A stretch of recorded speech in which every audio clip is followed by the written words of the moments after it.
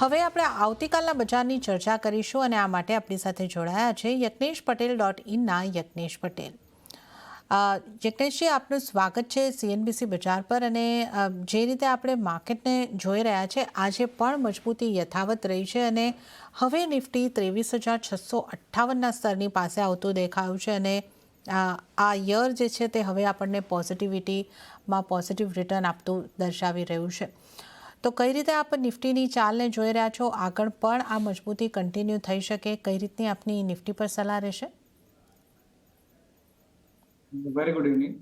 જે રીતે Nifty ઇન્ડેક્સમાં momentum જોવા મળી રહ્યું છે, લાસ્ટ 1 વીકમાં પણ આપણે જોયું, લાસ્ટ વીકની અંદર પણ ઘણું strong upside one sided move હતું અને આજની શરૂઆત પણ આપણે જોઈ, મંડે એક સ્ટ્રોંગ મૂવ જોવા મળ્યો. લગભગ 1.25% તેજી આજે પણ આપણને નિફ્ટી ઇન્ડેક્સમાં જોવા મળી. ઘણો ઇન્ટરેસ્ટિંગ ડેટા છે.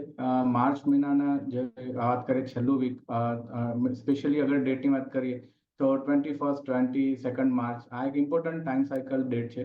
આપણે જોઈએ છે પ્રિવિયસલી 2020 પછીના માર્ચ મહિનામાં જોઈએ છે તો જ્યારે 20 તારીખની અરાઉન્ડ 20 થી 22 તારીખની અરાઉન્ડ નિફ્ટી ઇન્ડેક્સમાં આપણને બોટમ બનતા 2020, 21, 22, 23 અને 24 આ દરેક વર્ષમાં આપણને બોટમ ફોર્મેશન આ સાયકલ પર જોવા મળ્યા છે. અને અત્યારે પણ આપણે ટાઈમ સાયકલ્સ પર ઊભા છે અને નિફ્ટી ઇન્ડેક્સમાં ઘણી સ્ટ્રોંગ નીચેથી એક રિવર્સલ જોવા મળી રહી છે. તો ક્યાંક ને ક્યાંક એવું લાગી રહ્યું છે કે ઇન્ડેક્સમાં આપણે જે છેલ્લા 4-5 મહિનામાં જે કરેક્શન જોયું છે એ સમાપ્ત થતું જોવા મળી રહ્યું છે અને પોસિબિલિટી હાઈ છે કે અહીંયાથી નિફ્ટીની ચાલમાં હાયર ટોપ હાયર બોટમ ફોર્મેશન એટલે કે એક અપટ્રેન્ડ આપણાને એક્સપેક્ટેડ છે. ઓવરઓલ જોઈએ તો નિફ્ટી ઇન્ડેક્સમાં ઘણો સ્ટ્રોંગ મૂવ આપણે ઓલરેડી જોઈ ચૂક્યા છે.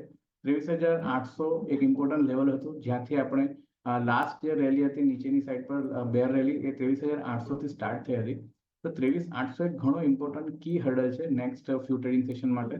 તો આવતીકાલ માટે રણનીતિમાં અગર નિફ્ટી ઇન્ડેક્સમાં કોઈ ડીપ મળે છે, કોઈ ઘટાડો આવે છે તો બાઇંગની સલાહ છે. 23,550 થી 570 ના લેવલ પર બાઇંગ કરવાની સલાહ છે અને 23,500 નો સ્ટોપ લોસ મેન્ટેન રાખવાનો છે અને ઉપરમાં 23,800 સુધીના લક્ષ્યાંક એક એક્સપેક્ટેડ છે. તો કોઈ ઘટાડો આવે છે ઇન્ડેક્સમાં તો જ બાયની સલાહ છે. અગર ગેપ અપ ઓપનિંગ થાય છે તો અવોઇડ કરવું જોઈએ બાઇંગ માટે. બેંક નિફ્ટીમાં પણ એ જ રીતે જોઈએ છે કે એક ઇમ્પોર્ટન્ટ કી હર્ડર રેઝિસ્ટન્સ હતું 50,500 પાસે, 50,600 પાસે અને આજે આપણે 51,000 પાસે શરૂઆત કરી અને ઘણી સ્ટ્રોંગ મોમેન્ટમ આપણે અપસાઇડ જોઈ છે અને લગભગ 51,700ના લેવલ્સ પર આપણે આજે ક્લોઝ કર્યું છે. તો બેંક નિફ્ટીમાં નીચેના લેવલ્સથી એક રેલી ઘણી એક્સટેન્ડ થઈ ચૂકી છે.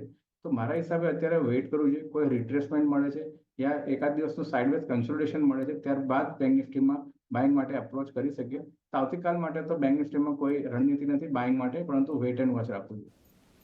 ઓકે, તો અહીંયા આગળથી યજ્ઞેશજીની સલાહ ઉપર આપણે નજર કરી લઈએ. સૌથી પહેલાં આપણે નિફ્ટીની વાત કરી લઈએ. નિફ્ટીમાં ઘટાડે ખરીદી કરવાની સલાહ યજ્ઞેશજી તરફથી બનતી દેખાઈ રહી છે. તો 23,550, 23,570ના લેવલ્સ મળે છે તો તમે ખરીદારી કરીને ચાલો.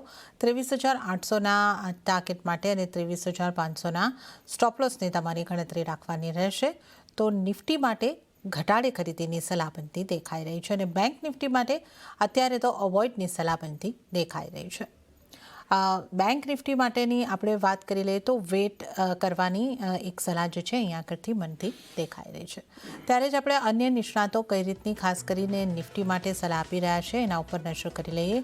મીરાઈ અસેટ શેરખાનના જતીન ગેડિયાએ કઈ રીતની સલાહ આપી છે એના પર સૌથી પહેલાં નજર કરીશું. એમણે નિફ્ટીને બાર્ન ડિપ્સ કરવાની સલાહ આપી છે 23,600ની આસપાસ. 23,800નો તેઓ ટાર્ગેટ જોઈ રહ્યા છે અને સ્ટોપલોસ 23,500નો રાખવાની સલાહ. ત્યારે જ મોનાક નેટવર્ક કેપિટલના અર્પણ શાહની સલાહ ઉપર આપણે નજર કરીશું. એમણે નિફ્ટીને ખરીદવાની સલાહ આપી છે 23,670ની આસપાસ અને ટાર્ગેટ તેઓ જોઈ રહ્યા છે 23,800નો અને સ્ટોપલોસ 23,500નો રાખવાની સલાહ અર્પણ શાહ તરફથી મળી રહી છે.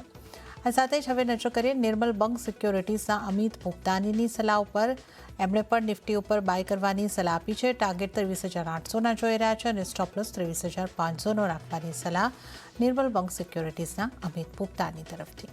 તો તમામ નિષ્ણાતો અહીંયા આગળથી નિફ્ટી માટે એક પોઝિટિવ વ્યૂ તો ચોક્કસપણે લઈને ચાલી રહ્યા છે.